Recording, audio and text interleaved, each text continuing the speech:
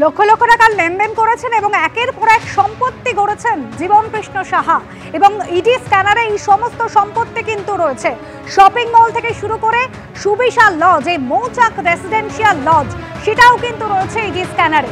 মৌচাক residential lodge যেখানে 37টি ঘর রয়েছে, 37টি ঘর বিশিষ্ট এই লজের মালিকও জীবন কৃষ্ণ সাহার পিসি মায়া সাহার স্বামী সুব্রত সাহা, সেই মায়া সাহা যাকে ইতিমধ্যে জিজ্ঞাসাবাদও করা হয়েছে।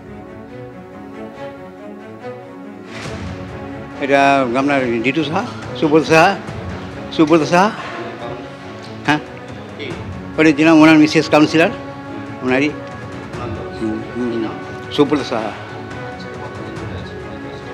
লজটা মোটামুটি কত, আমার আগে উনি আছেন, বলতে পারবেন কত বয়স হলো বলতে পারবেন, আমি বললাম ওনার পরে আসছি আমি। লজ আসলে বলতে না না না না কাউন্সিলর ওনার হাজব্যান্ড আছেন দেখাশোনা করার জন্য। সুবিশাল লজের পর এবার ঝাঁ চকচকে শপিং মল, ইডি স্ক্যানারে জীবন কৃষ্ণ সাহার আত্মীয়ের এই শপিং মল।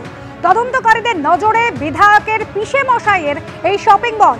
সাঁইথিয়ায় 4,500 স্কোয়ার ফিট জায়গায় 4 তলায় শপিং মল রয়েছে, যেই শপিং মলও কিন্তু এবার তদন্তকারীদের নজরে।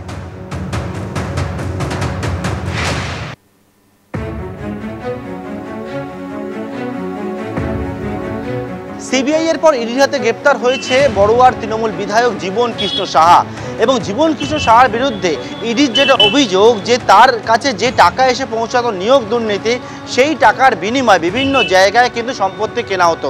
জীবন কৃষ্ণ সাহা তার আত্মীয়দের নামে বিভিন্ন জায়গায় সম্পত্তি কিন্তু তার মধ্যে স্ক্যানারের মধ্যে রয়েছে তার পিসিও, এবং সেক্ষেত্রে তার পিসির যে একটি স্বামীর নামে যেমনটা জানা যাচ্ছে এই যে জায়গা প্রায় 4,500 স্কোয়ার ফিটের একটি জায়গা এবং সেই জায়গা একটা 4 তলা শপিং মল তৈরি হয়েছে। এবং ইডির তরফ থেকে যে বিষয়টা বলা হচ্ছে তার আত্মীয় পরিজন থেকে শুরু করে জীবন কৃষ্ণ সাহার বিভিন্ন যে নথিপত্র সেই সব তারা পরীক্ষা করে দেখার কাজ শুরু করছেন এবং স্ক্যানারের মধ্যে রয়েছে বিভিন্ন ক্ষেত্রে তার যে বিনিয়োগ করা টাকা এবং সেই টাকায় বেনামে কেনা সম্পত্তি, সেই সবটাই কিন্তু ইডি স্ক্যানারের মধ্যে রয়েছে বর্তমানে ইডি তদন্তকারী আধিকারিকরা সূত্রে তেমনটা আমরা জানতে পারছি। আমরা ভগবান সাহের সঙ্গে পার্থপ্রতিম ঘোষ, এবিপি আনন্দ, বীরভূম। ল্যান্ডলর্ড উনি সুব্রত সাহা, যত সম্ভব মায়া সাহার হাজব্যান্ড। মানে এই একটা জীবন সাহা না না না, আমরা কোনোদিন দেখিও নি, কোনো চিনিও না ওনাকে। না আসলে নামই শুনেছি, মানে এমনি নিউজে নাম শুনেছি, সেটা কোনো কিছু চাই। এটা তো 3 বছর হয়ে গেল প্রায়। কাউন্সিলর এমনি আসে? কাউন্সিলর তো কেউ আছেন, যে ল্যান্ডলর্ড আছে উনিও মাঝে সাঝে আসে, তাছাড়া ওনার ছেলে আসে, যেহেতু উনি ল্যান্ডলর্ড আছে কোনো কিছু, সম্রাট সাহা, তো কোনো কিছু সমস্যা হলে ওদেরকে ডাকতে হয় না, ল্যান্ডলর্ড যেহেতু নিয়ে বিল্ডিংটা। শুধু লজ বা শপিং মল নয়, বালি ব্যবসার নামেও টাকা তুলেছিলেন জীবন কৃষ্ণ সাহা। বড়ুয়া থানাতেই অভিযোগ দায়ের হয়েছিল তৃণমূল বিধায়কের নামে, বালিঘাটের ইজারা পাইয়ে দেওয়ার নামে টাকা নেওয়ার অভিযোগ।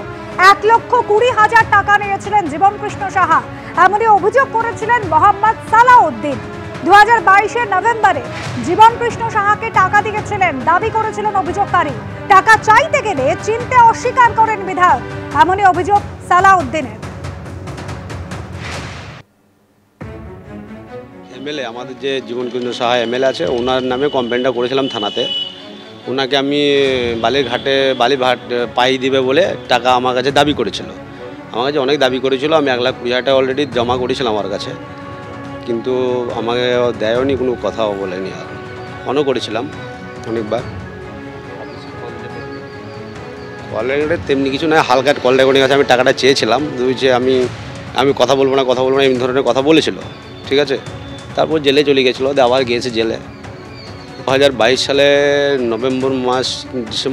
নভেম্বর এমনি মাসে।